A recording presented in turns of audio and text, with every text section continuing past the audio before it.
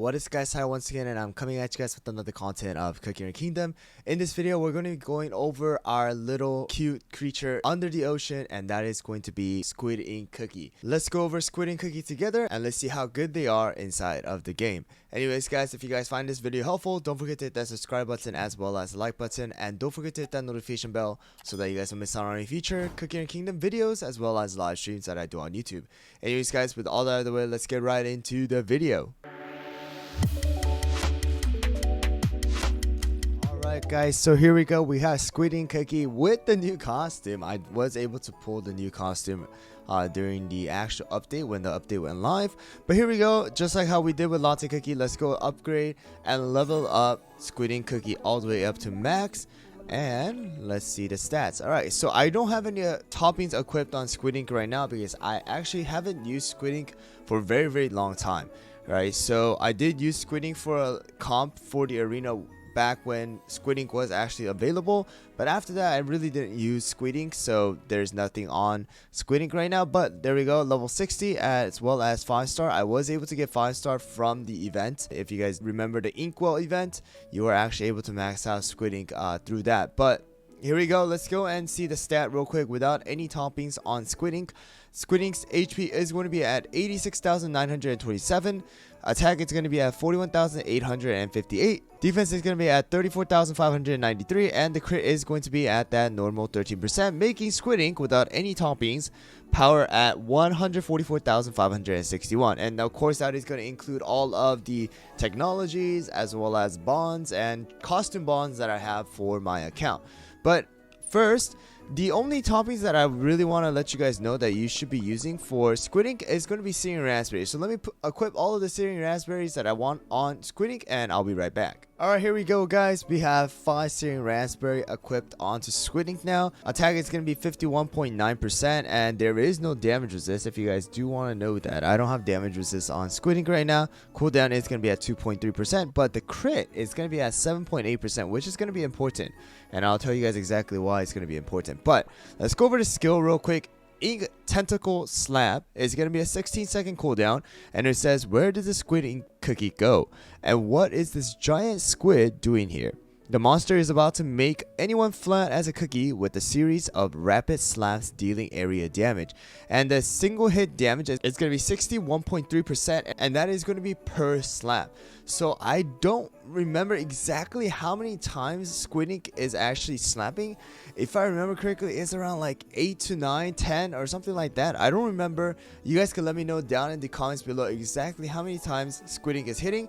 But you basically multiply that by how many times the actual tentacles hit.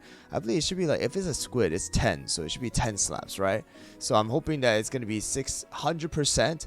And every single time, every single 10 hits, right, there's a chance of you critting. That's why crit is so important for Squid Ink, and a lot of different teams that utilize crit percentage use Squid Ink because every single slap is able to do more damage. So let's go into World Exploration real quick and check out exactly how Squid Ink is for all those players who have not really seen Squid Ink in action or just want to see the damage that they are able to do. Alright guys, so here we go. We are going to be seeing exactly how much damage Squid Ink is going to do with 5 Searing Raspberry attached. Whoa! Okay, 100,000 with the crits. Without crit is about 80,000, but dang, that's a lot of damage. Let's see the slap in. And each slap did about 62,000 without with the crit, not without. So multiply that by, I believe it should be 10.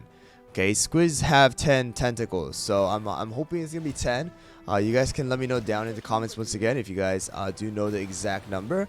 Of course, I don't think it's gonna depend on the amount of tentacles that a squid has because they are only using two of the actual tentacles to slap. So, you know, I could be wrong. You can just let me know exactly how many times it is down in the comments. But let's go and see how much damage Squid Ink is able to do against the Librarian.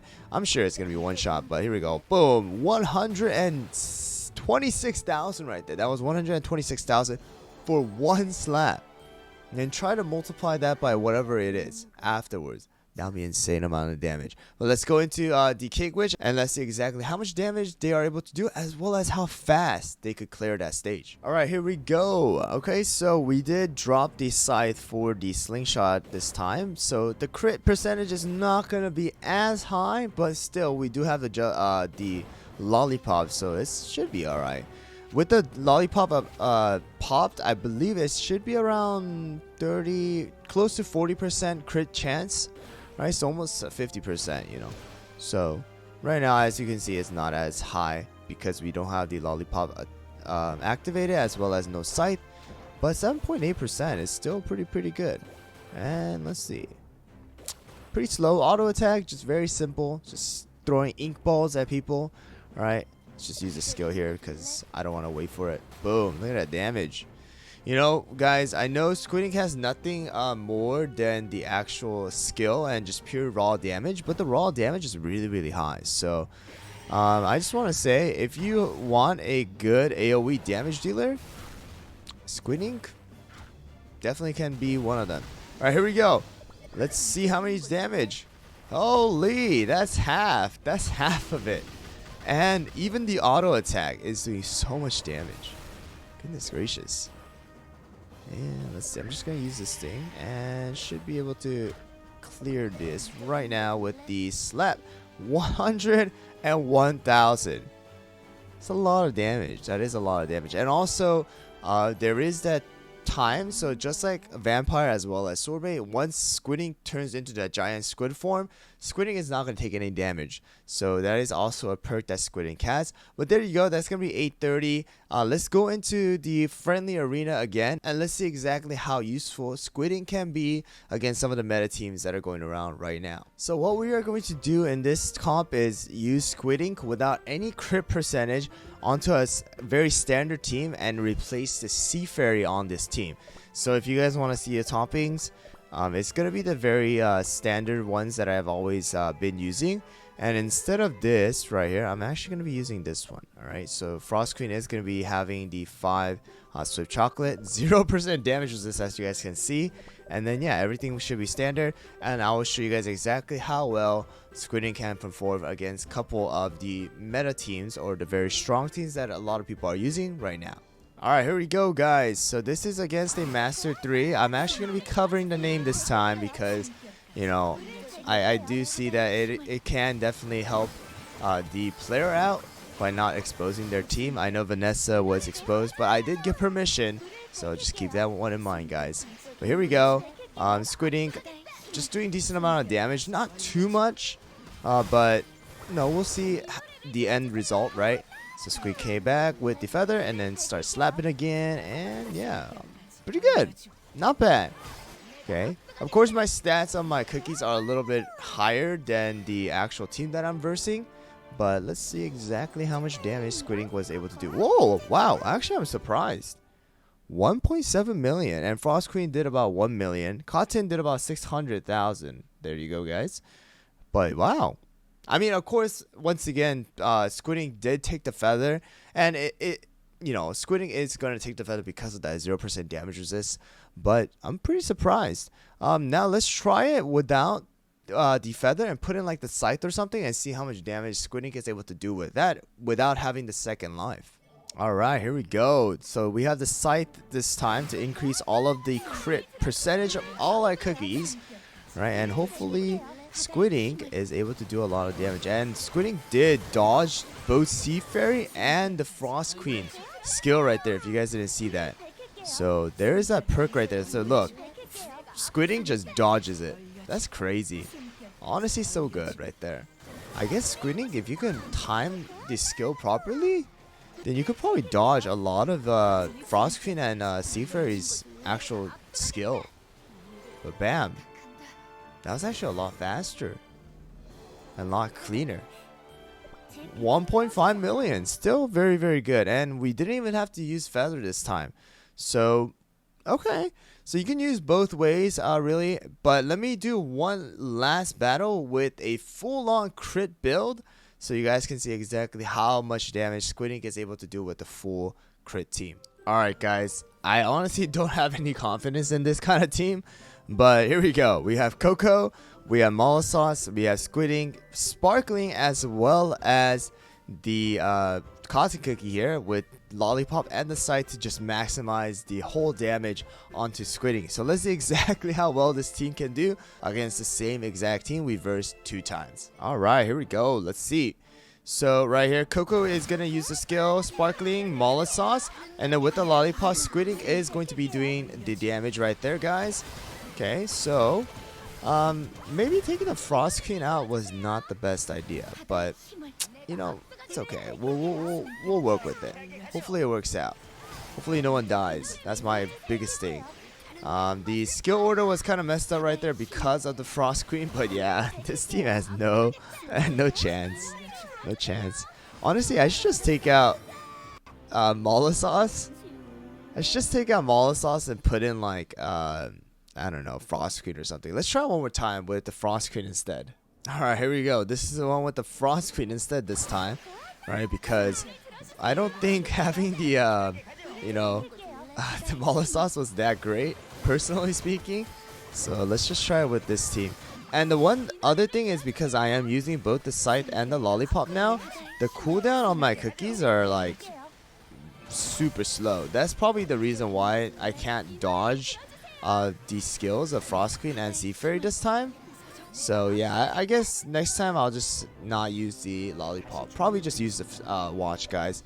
But oh wow, okay. But still, as you guys can see, the damage of Squid Ink 2 million.